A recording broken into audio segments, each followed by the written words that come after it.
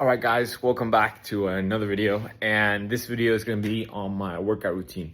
So I'm going to show you guys how I work out, how I do my physique, look the way I do, the way I organize my workouts, so I do it. I already had a video on how I organize my workouts, but I'm going to show you more or less how a day of working out looks like for me.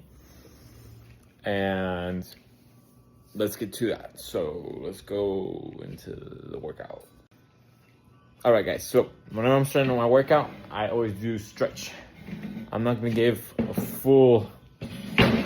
my full stretch routine. I'm not explaining it 100%, but always very important to stretch before I work out. Do it every single time before I work out. Try to get the hamstrings stretched out.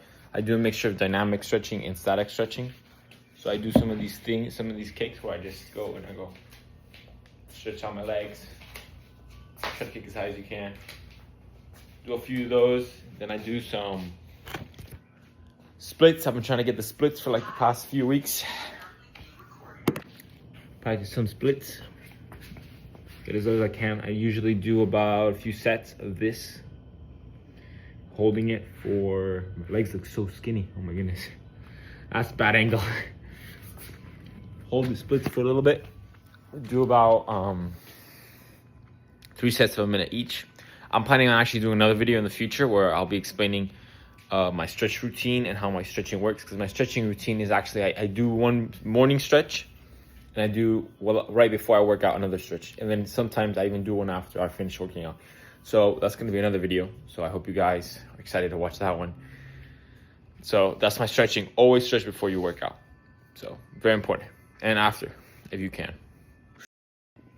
So usually whenever I'm working out, I work out at my house and I have a pull-up bar. But since I don't have a pull-up bar, I have these trusty dip bars.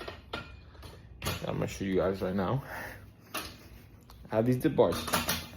So these are what I use for my back, which you might be like, how are you gonna use a dip bar for your back? I have these 2 dip bars. Well, I'm actually gonna show you. There's a few ways you can do it. One way, put my phone right here, use dip bar and just pull like this. You'd be surprised how hard this is, especially for beginners. Body weight rows. What I like to do, so kind of like curl up a little bit, put more body weight, make it a little harder for me. Or get the other dip bar.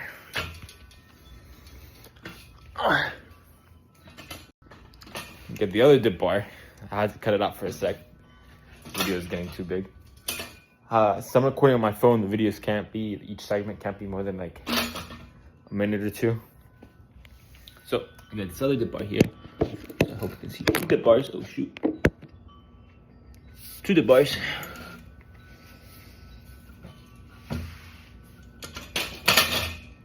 Grab one, grab the other, and pull your body. What's really good about this, get them nice and close. You can lift up your body like this. This is usually what I do for back. Whenever I don't have a pull-up bar, or you could do rows. I like to do body weight stuff, so I just usually use the dip bars, but you could do rows with a weight. How you do row with a weight? Let's say this is my weight. This is my chair. Put my hands where I have my hand on the phone, but my hand would be on the chair and I'd be yanking it back. Contract, slow, usually slow. And that's how I do it. Now, I want to preface, because I don't think I did before. I usually train push legs, but I'm going to just show you an example of what I do each day, so you guys get an idea of what I do each day. I rest on Sundays. So that's how I would train back. I showed you guys already. So then if I'm not training back and I'm doing legs, I do a lot of plyometric exercises for my legs. I almost never use any weight I've built like some pretty decent legs. I don't know if you guys can see. It's pretty decent, I guess. And I just usually do a lot of these little jumps, these hops. And you'd be surprised how hard they are. So I go like this. And you can experiment going from all the way down and up when you're starting off, and then cutting the motion short to where there's the most amount of tension. So instead of going all the way up, you just go a little bit up. You get the most amount of tension. So I do some of those. I also do, since I've been practicing, because I want to do a lot of wrestling. I practice getting in the wrestling stance, and I go and I walk around in a wrestling stance, crouch all the way down. Surprised how hard this is. I do that. And I also do this little walk on my legs to build a lot of flexibility and motion. My legs is more flexibility work than strength. But really, I'm telling you, just by doing a lot of jumping like this, or over a box. I have a box in my house usually that I jump over. I do that a whole bunch of times, and it gets my legs nice and strong. Just jump. It's a tiny little box, but if you get a big box, jump over the box. Increase the distance, the height of the box, the length of the box you're jumping to increase difficulty. You can even do it with weights in your hands. There's this one Japanese guy that you guys probably see online who does that. Jump, and it's also really good for your legs. When I'm home, if I were to do a weighted squat exercise, I have a squat rack, I use that. I do lightweight for good form, 15 reps. Always focus on form, don't overdo it. I usually say try to keep it in the 12 rep range. Whenever you're doing a workout, especially with weights, 12 rep range, it's best for you. So try to stick to that. And now, I'm gonna show you what I do for push. For push, so I do a lot of calisthenics. I'm practicing to get really good with my handstand push-ups. So as I'm about to show you, I do my handstand push-ups.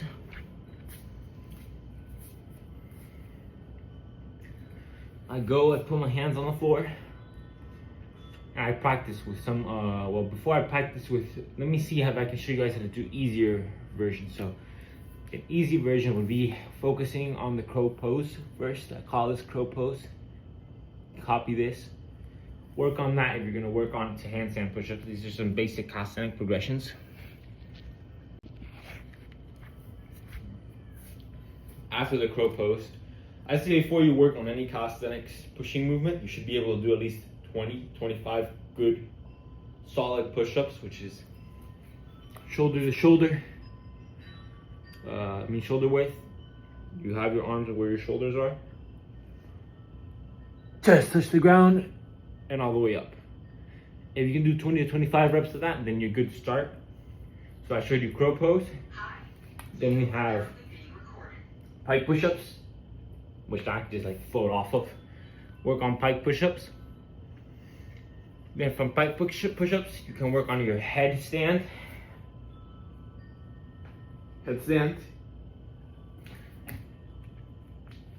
And your headstand, try to do it on the wall when you're not that good at it. And then from headstand, you can work on kicking up into a handstand. Kicking up into a handstand. And then we work pushing up into a handstand. So we push up into a handstand. That was bad, let me redo it. But let's take this off. So, like I was gonna say, we push up into a handstand. Knees on the floor, hands on the ground, bend over and up, and we push up. Still working on it a little bit to get the control down. But if you can do that, then you can do a handstand push-up without wall assistance. So that was kind of bad, but I'm still working on my form. The most I've ever done without a wall is like 3 handstand push-ups. And then I fall over because I don't have the balance. So train on that, and I've been training that for like a year. almost a year and a half now. I have the strength, I just don't have the balance. So another year, I think I'll get it down. So be patient when you're working, and you'll get your goals, your calisthenic goals when it comes to pushing. Now, for abs. Whenever I'm training abs, I usually have weight, but since I'm not in my house, I don't have any weight. So you can just do any real basic ab exercise. But what I like to do to like mimic hanging, because hanging leg raises are good for you. I'd say if you don't have weights, you start off with regular leg raises, to then work on hanging leg raises from a bar. But since what I have here, these dip stations, I'm gonna show you what the dip station I used to do abs. So if I from there, I'm on the dip bar, and I can work. There's a few different variations. I can just go lift up my knees, or if I'm really good, work on it, lift up my legs.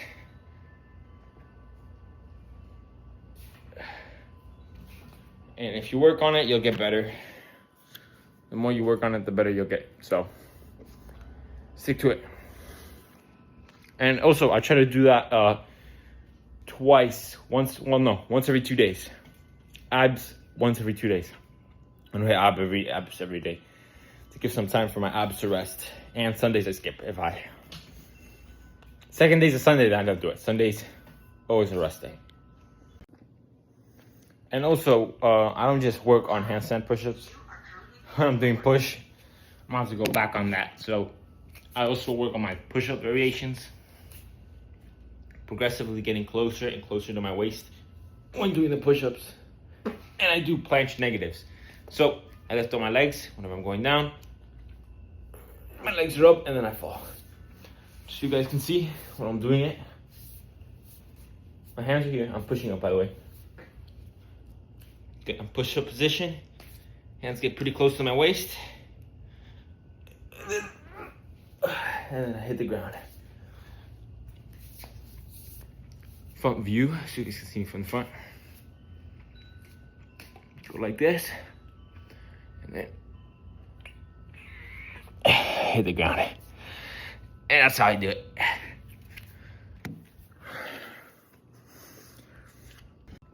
So for the most part, I just do calisthenics, and as you can see, I have pretty decent physique. So you don't need any weights if you just stick to it, stay consistent with your workout routine. It's the most important thing. But if you do have weights, I might have to do a video in the future, because I have weights, but I just don't really use them, on how to do a weighted routine. But I feel like this would be most useful for most people, calisthenics routine, so you guys can start working on your physique, getting bigger, getting stronger. With whatever you have, because you guys can see you don't really need anything. Minus for back, but even for back, you can use the book bag for pulling, and I already showed you guys how you can do that for rowing. So that's pretty much it for today's video. Thanks so much for watching. Remember, leave any recommendations down below, and have a nice day. Bye bye, guys.